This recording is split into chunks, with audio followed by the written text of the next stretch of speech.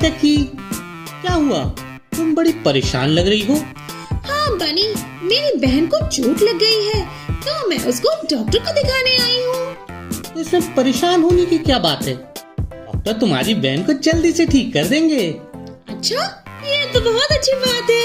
Thank you बनी, मुझे तो बहुत टेंशन हो गई थी। अरे टेंशन लेने की कोई जरूरत ही नहीं है, डॉक्टर्स तो होते ही हमारी हेल्प करने के लिए हैं। ये तो बहुत अच्छी बात है, पर एक बात बताओ, डॉक्टर तो हमारी हेल्प के लिए होते हैं, पर डॉक्टर की हेल्प कौन करता है? मैं समझा नहीं डकी। अभी मैंने एक न्यूज़ देखी, कुछ गंदे लोगों ने एक डॉक्टर दीदी को बहुत हर्ट किया। अगर वो हमारी हेल्प के लिए थे तो उनकी हेल्प के लिए कौन होना चाहिए बनी? डकी, ये बहुत गलत हुआ और जिसने भी किया उसको पनिशमेंट भी मिलनी चाहिए। बनी, पनिशमेंट तो मिल जाएगा, पर इसका सलूशन क्या है? ऐसा क्या किया जाए कि दोबारा ऐसा कभी ना हो? मैं समझ रहा हूँ डकी, इसका एक सॉल्यूशन तो ये है कि हमको बचपन से ही सही और गलत की पहचान सिखाई जाए और एक दूसरे की रिस्पेक्ट करना सिखाया जाए, और खास तौर से बॉयज को गर्ल्स की रिस्पेक्ट करने की सीख दी जाए। जैसे मेरी मम्मी मुझे बचपन से कहती आई थी, दूसरों के साथ वैसा ही बिहेव करो जैसा तुम खुद के साथ या अपनी फैमिली के साथ चाहते हो। तुम्हारी मम्मी ने ये बहुत अच्छी बात सिखाई है। काश सबके मम्मी पापा सबको ऐसी बात सिखाए। कुछ ऐसा करो कि मम्मी पापा भी ये बात समझ जाए। ठीक है डकी, तो चलो मैं तुमको एक स्टोरी सुनाता हूँ। शायद इस स्टोरी को सुनकर सब लोग अच्छे बनने की कोशिश करें और एक दूसरे की रिस्पेक्ट करें। तो कहानी शुरू करते हैं। एक बार की बात है, एक लड़का था जिसका नाम था नीरज, और वो अपने दोस्त का हमेशा हर वक्त साथ देता था, पर वो दोस्त बहुत शैतान था। नीरज के उस दोस्त का नाम रवि था। रवि अक्सर लड़कियों को परेशान करता था और खास तौर से वो अपनी क्लासमेट मीरा को अक्सर तंग करता था, और नीरज भी हमेशा उसका साथ देता था। रवि कभी नीरा की किताबें छीन लेता था और कभी उसके बाल खींच लेता था। रवि को लगता था कि लड़कियां कमजोर होती हैं और उन्हें तंग करना कोई बड़ी बात नहीं। नीरज को भी रवि का साथ देने में बहुत मजा आता था। पर एक दिन जब नीरज स्कूल से घर आया तो उसने देखा कि उसकी छोटी बहन पिंकी बहुत उदास थी। उसने पूछा, क्या हुआ पिंकी, तुम इतनी चुप क्यों हो? तो पिंकी ने धीरे से कहा, भैया आज स्कूल में एक लड़के ने मुझे बहुत तंग किया। उसने मेरी किताबें छीन ली, मेरे बाल खींचे और मुझे बुरा भला कहने लगा। नीरज को गुस्सा आ गया।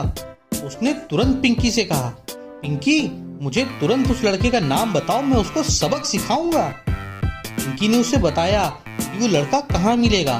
गुस्से से भरा नीरज सीधा उस लड़के से मिलने पहुंचा। जब वो वहां पहुंचा तो उसने देखा वो लड़का अपने दोस्तों के साथ खेल रहा था।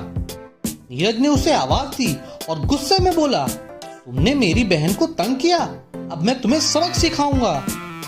लेकिन तभी उसने देखा कि नीरा भी वहां खड़ी थी। वो चुपचाप मुस्कुरा रही थी। नीरज हैरान हो गया और उसने पूछा, नीरा तुम यहाँ क्या कर रही हो? तो नीरा ने जवाब दिया, रवि ये सब तुम्हारी मम्मी का प्लान था। उन्होंने सोचा कि जब तुम अपनी बहन की तकलीफ देखोगे तो तुम्हें एहसास होगा कि लड़कियों को तंग करना कितना गलत है। नीरज को अचानक अपनी गलती का एहसास हुआ और वो चुपचाप घर लौट आया। और जैसे ही वो घर पहुंचा उसने देखा कि उसकी मम्मी पहले से ही वहां खड़ी थी। नीरज की मम्मी ने समझाते हुए कहा, नीरज आज तुम्हें अपनी बहन की परेशानी से पता चला कि किसी लड़की को तंग करना कितना गलत होता है। और जब तुम और रवि नीरा को तंग करते थे तो वो भी यही महसूस करती थी। जैसे तुम अपनी बहन और मम्मी को रिस्पेक्ट देते हो, वैसे ही दूसरों की बहनों और बेटियों को भी इज्जत देनी चाहिए। नीरज ने सर झुका लिया और कहा, मम्मी मुझे माफ कर दीजिए, अब मुझे समझ आ गया है कि मैंने कितना गलत किया। मैं वादा करता हूँ कि अब मैं हर लड़की को वही रिस्पेक्ट दूंगा जो मैं अपनी बहन पिंकी को देता हूँ। अगले दिन जब स्कूल में रवि ने नीरा को परेशान करने की कोशिश की, तब नीरज ने आकर रवि को रोका और समझाया।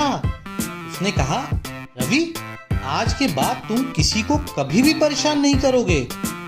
जरा सोचो, जैसे तुम नीरा को परेशान कर रहे हो, कोई तुम्हारी मम्मी को परेशान करता होगा जब वो स्कूल में थी, हाँ? या फिर तुम्हारी दीदी को परेशान करे जो कॉलेज जाती हैं। बताओ तुमको कैसा लगेगा? नीरज ने कहा कि कल ये बात मुझे समझ में आ गई थी जब मेरी बहन पिंकी को कुछ लोगों ने परेशान किया था। उम्मीद करता हूँ कि तुमको भी समझ में आई होगी।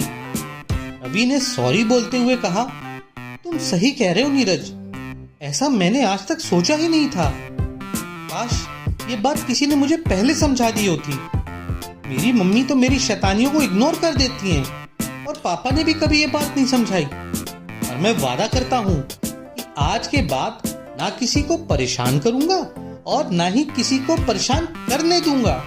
उस दिन के बाद रवि और नीरज ने ठान लिया कि वो हर किसी को, चाहे वो लड़का हो या लड़की, बराबरी और इज्जत से पेश आएंगे। तो दोस्तों, हमारे यहाँ लड़कियों को हमेशा ये सिखाया जाता है कि वो सावधान रहें, क्योंकि बाहर की दुनिया उनके लिए खतरनाक हो सकती है।